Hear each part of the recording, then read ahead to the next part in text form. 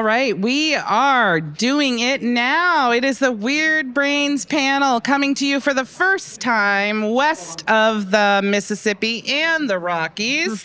We are finishing up our tour that we did this year. We want to thank NECAN for hosting us. We had a lot of really productive conversations. What's exciting about the Weird Brains panel that we've been doing is that we've had a lot of people engage with us and say that they really feel seen and heard when we talk about neurodivergence on that wide scale that it is, and cannabis use, either for that, because of that, instead of that, next to that, all the things. Miyabe, talk to me about Weird Brains, what your experience has been like this year, the conversations that we've had, and just reflections on that. I feel like I'm always disclosing my bias as a scientist, but I only like Weird Brains. Like, I pretty much don't mess with anyone that would even describe themselves as normal, because that to me is almost like just an indicator that we're clearly not going to get along or mesh, or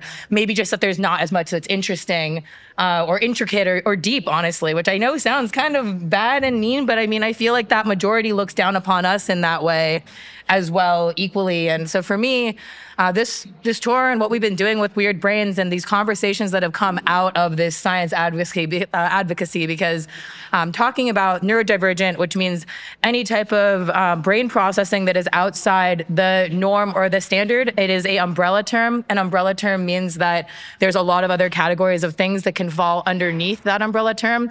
So neurodivergent is usually associated with the autistic community, but that's not necessarily the only thing that is encompassed by neurodivergence. And from our early data from our neurodivergent study, which the white paper is published and live on our website now, we actually found that for neurodivergent cannabis consumers, there are 3 or more indications that fall underneath this neurodivergent umbrella, that actually, on average, daily cannabis consumers who are neurodivergent have multiple overlapping and very complex and weird and beautiful and creative and amazing brains. And so what I have been thinking and feeling about our tour and the conversations that have come out of what we've been sharing with the audience, and again, please come up and line up for questions. There's a line right along that rail, because we'll be taking questions in a bit.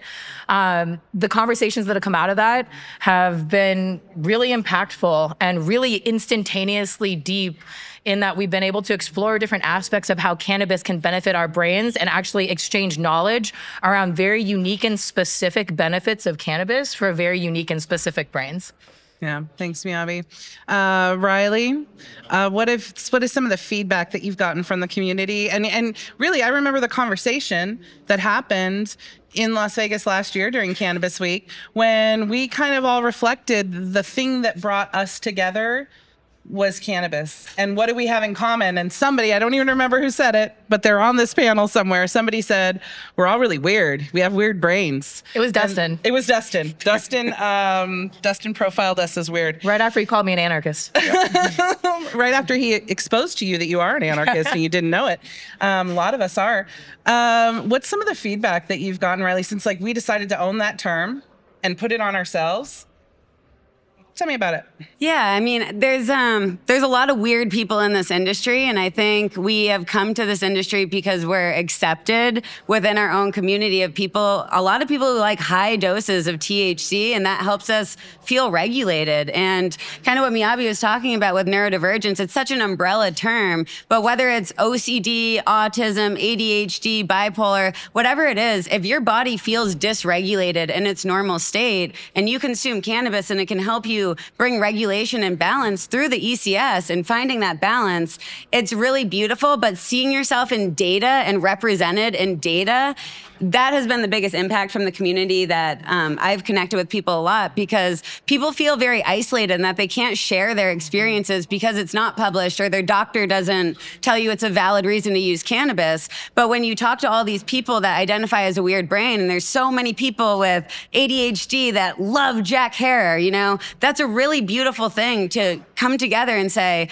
our bodies were telling us that this medicine worked for us and we've learned to dose it, and we all have similar brains. And as you were saying, like, if you consume cannabis, even if you're extremely different, you have something in common right from the start. And that is a start of a conversation, initiation of a conversation that then you can take to whatever degree and distance that you want, but it's something that can help us start that conversation and feel like we have a community if we do have a weird brain and if we love using cannabis products. Kate, I'm thinking about how we keep saying weird brain and it stands for a lot of things and there's many things. Are you comfortable sharing? I didn't ask you this beforehand, which I love about me right now. Not sure if you do. But are you comfortable talking about like actually formally going through the process of finding out that that your brain works in a way officially weird. Okay, I wasn't going to certified. Certified weird. Okay, certified weird. Kate, go. I have what I always described as a peer diagnosis of being a weird brain, and I think we all kind of can look around the room and say like, hey, my hair is brown, Dustin's hair is blonde. Like, you can kind of put two and two together. And for a long time, I've struggled to be able to manage my symptoms. I'm autistic, by the way. Let's just say that. But I think one of the problems with some of the things I've dealt with is cannabis really helps me deal with a number of things, but not everything. And I've always wanted to just try stimulants, try other medications, because I think that there's absolutely nothing wrong with trying traditional medications and pharmaceuticals in conjunction with more traditional, plant-based medicines. And for me, that's something that I've always wanted to go through. But unfortunately, our pharmacologically based system requires you to have a fucking piece of paper to say, someone thinks that you have X, Y, or Z. So not only did I have to go through the process, which took about 3 years of being on wait lists to be able to actually get seen, then after I'm seen, there's a lot of people that are not aware of the symptoms of autism in women, especially ones that can make eye contact and can talk and maybe don't look autistic. So I was really written off for a number of years by people that are comparing me to their 9-year-old cousins who are boys. Of course, I don't have the same interests. I maybe like trains as much as them, but other than that, I don't think you're not obsessed with dinosaurs. Definitely not autistic. No, but as Riley and I were just talking about rocks, definitely. We love gemstones, though. Yeah, there's a few special interests that I'm totally fine, and cannabis is one of them, and that's what's made me great in my career. But it's also made it really problematic in some other areas of creating balance.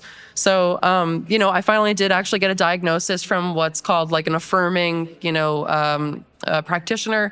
Basically, they're aware of what it looks like outside of that 9-year-old boy stereotype and research. And again, speaking to the lack of research in marginalized communities. So, being part of this project has been like really cool because it's not only been a part of my personal journey of kind of getting names for things that, may or may not mean something at some point. But again, reduce a barrier to entry to different things. And secondarily, to be able to connect with other people that are also kind of on that journey. I've had a lot of people come up to me as I've been disclosing this a bit more publicly and really talking about, some of the struggles that they've been having, as well as, some similarities maybe. And, just like thanking me for speaking up because it's not a cute and sexy disorder. It just, a lot of my problems just make me look like a bitch. It doesn't necessarily come off as, oh, Kate needs help.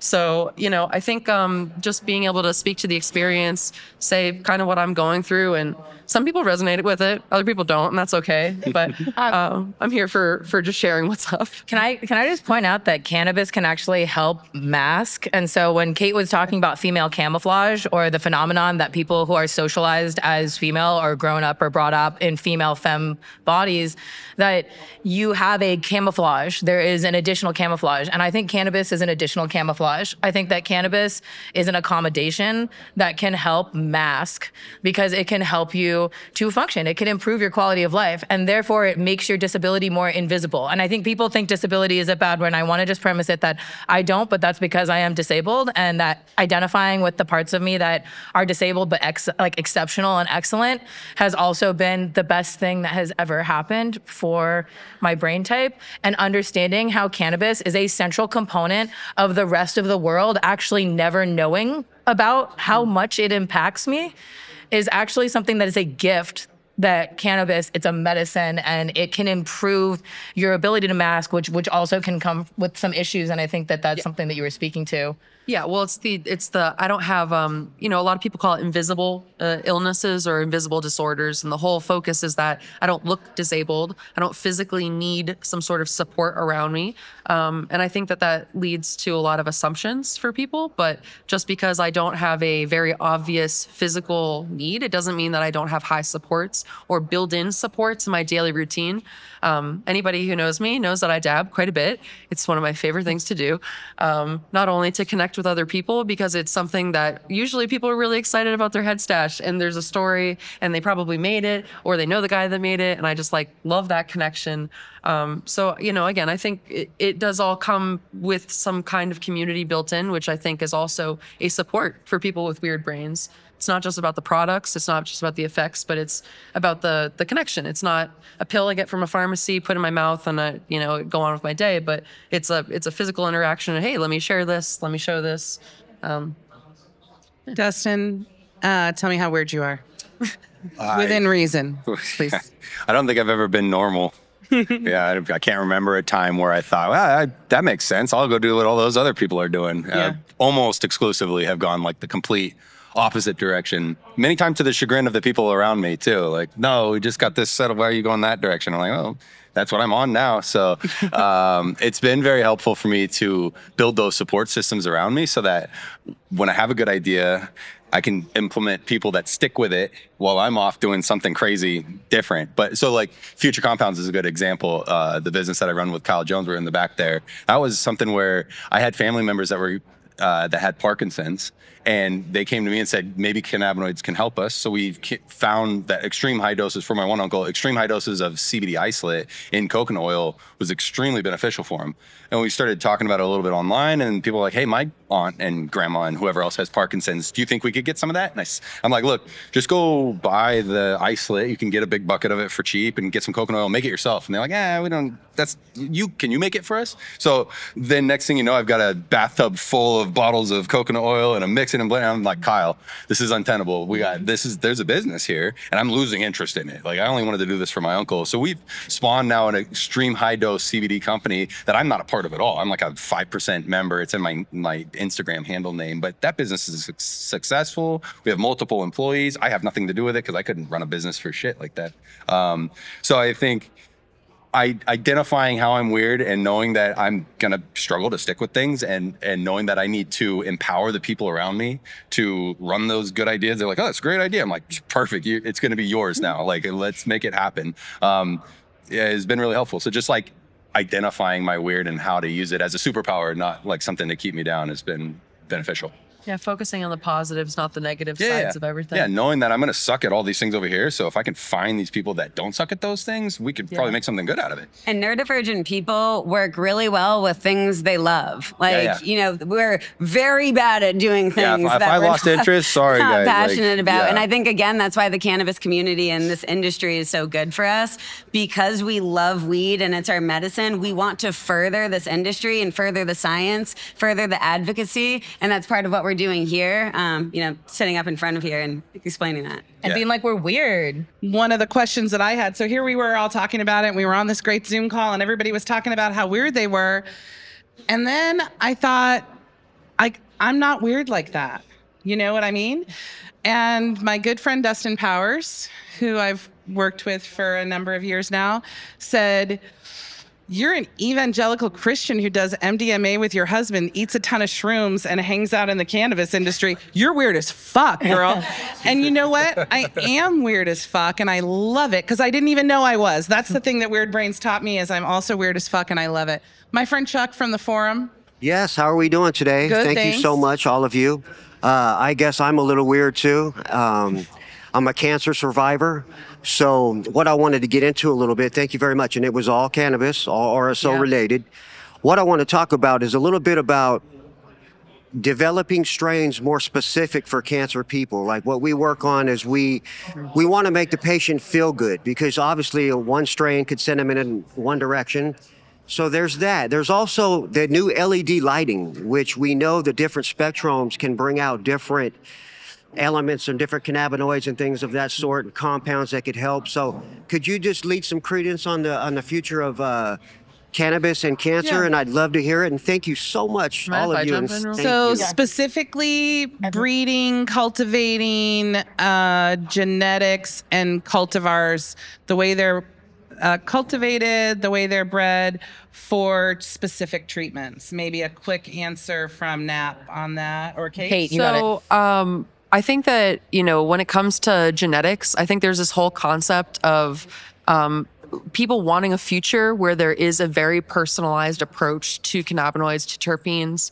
We've seen it from the pharmacological perspective. People are making cannabinoids from yeast and then applying them, trying to basically create a little bit of a more ethical supply chain that doesn't require the plant, but also gives that same consistency of that, single molecule, single outcome. The problem is cancer, as you know, is so different from an experience from one person to another. I've had family members who refused to get on pain medication and said they felt fine. Other people had the same exact diagnosis, same quote, stats, with a very different outcome. And I think it's part of the benefit, but also part of the problem of a plant-based medicine is how different it can be. So I think we're going to start to see two very different approaches and used in conjunction. I don't think that there's one without the other, but the targeted approach, which we're seeing, which is specific cannabinoids or terpenes used at very high volume doses for a number of doses over a number of days as like a clinical protocol, as a more targeted approach to really reduce the size of tumors or shrink the amount of them. But again, I think that we're not really at the point where we can say, oh, you've got cancer at this level and we're going to be able to treat it. And then more on the topical level is the actual consumption on the day-to-day. So that would be a little bit more of finding strains that work for more symptom management. I really wish that we could have a blood test that would just kind of say like, here's your printout. But again, It would I only think be a it's snapshot, which is so hard. I know. And again, Yeah. I think that, Yes. Yes. and Only all a the snapshot research of both. coming out about the different, terpenes and the different cannabinoids and all these different alkaloids and parts of the plant. I think that we're going to just continue to see research double down on finding out what's effective. But where? I mean, I got my ear to the ground. I'm curious. Let's take another question quick. Hi. I'm Dale Geringer with California Normal.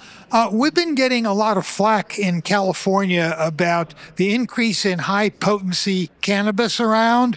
We've had a really dramatic increase in the number of emergency room visits due to cannabis overdoses.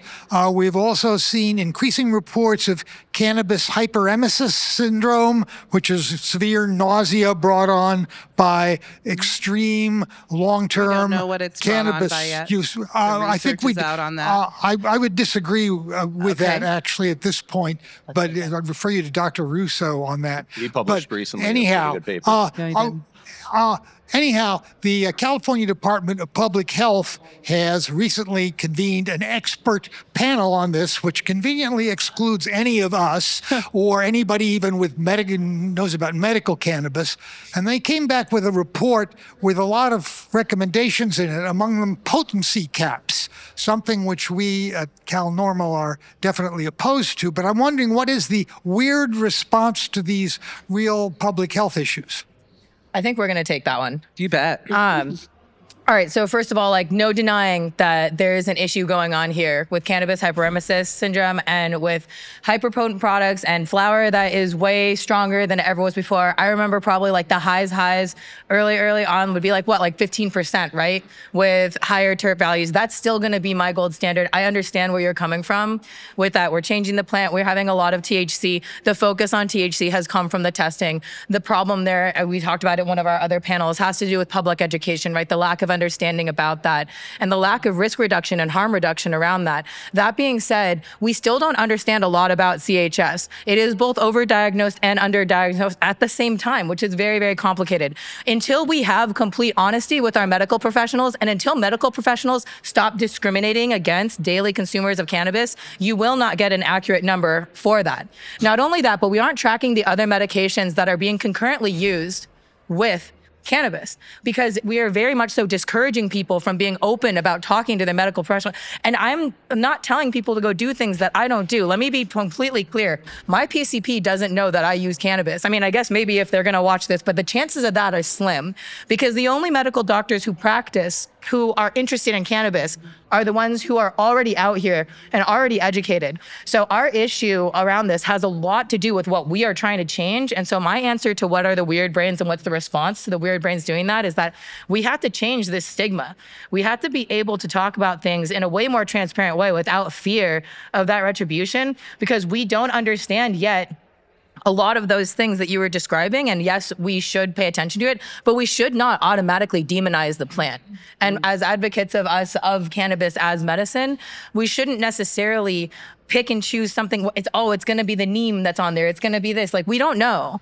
And I think that we should know. I'm not in disagreement about that whatsoever. There's genetic components. I know that there was a study with a very small group that looked at genetic predisposition. That's the Russo study. Yeah. One of them. Yeah. And do you want to take it from? Yeah, I want to say one other thing. Just because something's higher in THC, maybe that means that you need to consume less of it. Yeah. And maybe that means that there's less smoke and vapor entering your body and you still get a functional dose that you need without putting all of the potential toxicants in your body. And what Miyabe was talking about too, in some of our early research with CHS, is showing that SSRIs are very likely part of the story too, but we haven't been paying attention to it because we're just assuming that cannabis is the culprit, not these other things that we're putting in our body and increasing the dose of multiple things at the same time, maybe not eating clean. There's many, many variables. And I would not say we understand CHS very well at all right now. And this is coming from someone who has a CHS study currently going on with the University of California, Irvine. So I don't think we know the whole story. I think we're starting to learn a little bit more. But I would also say, look at the pharmaceutical drug Marinol. That's 99% THC. That's a pretty high dose of THC. And that's what Big Pharma did with THC, and that's a really high concentrate dose, but it's also a pharmaceutical. So they obviously saw some medical value in isolated THC. So we shouldn't limit the people in our industry who have been using this plant and our bodies are used to this plant. We shouldn't limit them based on an absolutely arbitrary number that people are just using based on stigma. A dab sometimes will kill a panic attack when flour, you would never be able to consume the right amount of flour in that amount of time. Dustin? And is the state of California going to cap the potency on liquor at the same time? Am I still going to be able to buy high proof alcohol? Yes. Well, and here's the other thing that I want to say. I want to say, let's just for one moment use our brains and let's picture, we've all seen a COA, right? And we've all seen on a COA, there's a picture of the bud.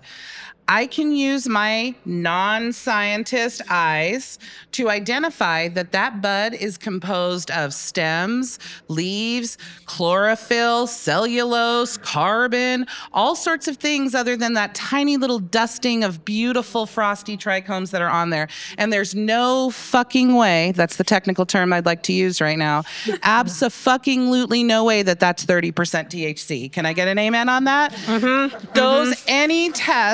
Any test of any cannabis plant, whole plant, that's over, I'm going to say 20% THC is straight bullshit.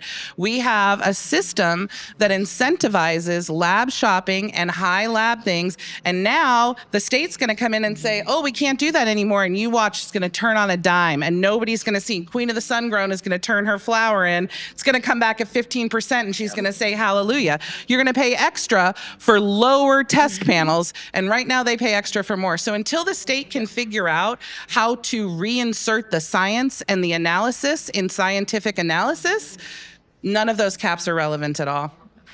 Appreciate your question. I'd like to just add one thing. I think also the conversation, we focus a lot on CHS, but we also need to realize that even in between men and women, we have very different tolerance needs at different times of the month. We can have upwards of 3 times, please correct me if I'm wrong, about 3 or so times, the tolerance at any given time. So frequently there are times where I do have the tolerance, I do have the actual physiological need to get to a certain point. And we shouldn't be demonizing people that want to be able to use concentrates or products in a certain way. Right. And I think that what they're trying to do is carry the tax off the backs of the people that built the industry and are the people that are consumers. So, until we look to places like Israel, who are doing a phenomenal job doing tracking and really get the people involved without having our bias involved in the data, I think that people are just going to constantly try to find ways to tax the cannabis consumer and make them the problem, not the industry, not the data, not the facts, but the people that actually consume. There you go. Amen.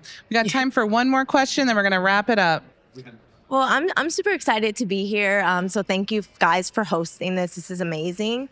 As you guys can see, I'm a Black woman, and I think the first conversation that I had about neurodivergence was actually with Miyabe, right? And so there's that Cancel that podcast. I was crying. It was. I'm standing here almost in tears right now because it's not a conversation that we want to have in our community. So not only are we fighting the stigma of cannabis, but we're fighting the stigma of neurodivergence, and access to that information to know that you even have a weird brain is not necessarily there. So what are the things that we can be doing to like reach the communities that are not being reached by our medical system right now and don't necessarily have access to those systems to have those conversations and access to the language to have those conversations? I really appreciate that question. And I'm thinking back to a panel we did earlier.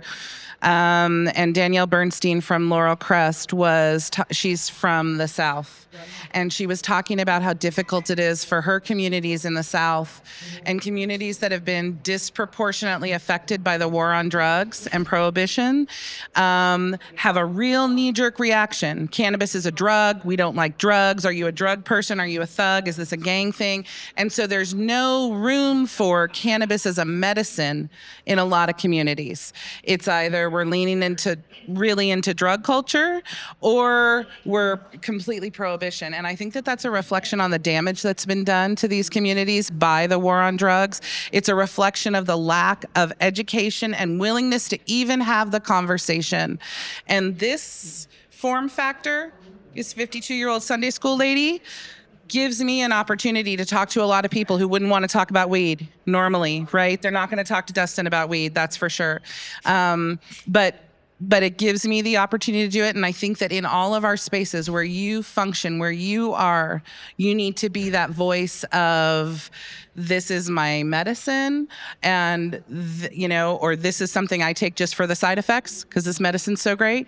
And you need to have that conversation in the communities. And then it's up to us, all of us collectively, to develop education and conversation platforms that move the needle like that. Because it's not enough just to know that you can, even in prohibition states like the South, that you can go in and you can maybe get hemp-derived Delta-9 at a convenience store. I mean, that's great. I'm all for access.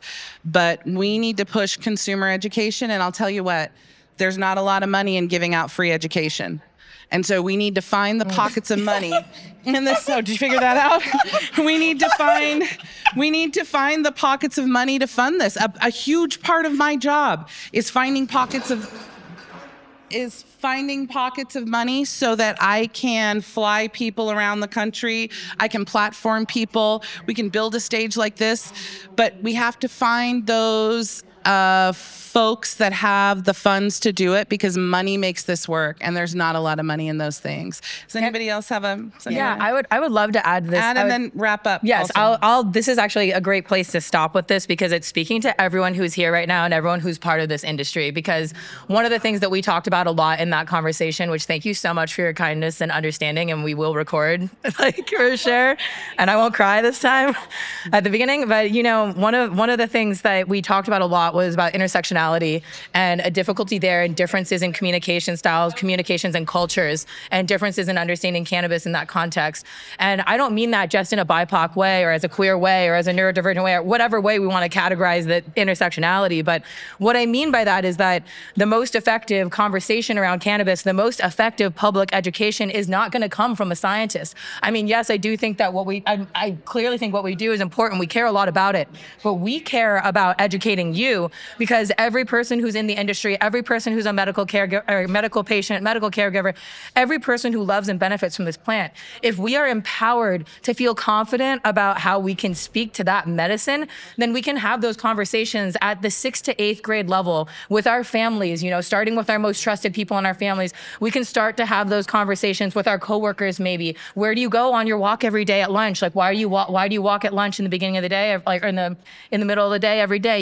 We can start to move the gap that way, because the most impactful people that you learn from always are going to be your trusted sources. And there's known data on how we do not equally receive information from it. And different people will trust information coming from different sources. Now, problematic as that is just reality, which means that the way for us to move forward as a community is for every single one of us to take responsibility of saying, like, I do care. And I do care if the people in my life don't understand.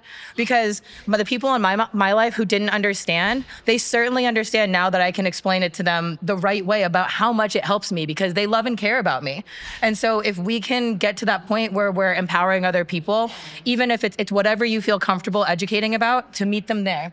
And I just want to add one other thing, just because what we do at the nonprofit is we're trying to collect data in as many areas as possible with our longitudinal study. And the questions we're asking are, do you have access to safe cannabis? Is it safe for you to consume in your house? Are you a medical card holder? Why or why not? And as you answer these questions in different states and communities, we can use that data as advocacy and say, hey, 70% of people in this state don't have access to cannabis, but X amount of people are using it. And then we can speak volumes in front of politicians, because numbers speak to politicians. So part of what we're doing with data collection is collecting that data to then use back to your community, so we actually can stand behind numbers. I love that. I love that.